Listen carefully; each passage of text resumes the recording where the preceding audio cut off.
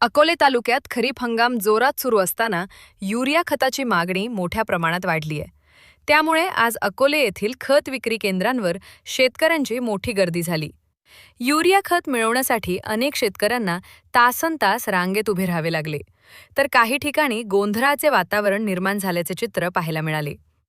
सध्या पावसाने समाधानकारक हजेरी लावल्यामुळे मका, भात, सोयाबीन, बाजरी तसेच इतर खरीप पिकांसाठी युरिया खताची गरज वाढली आहे.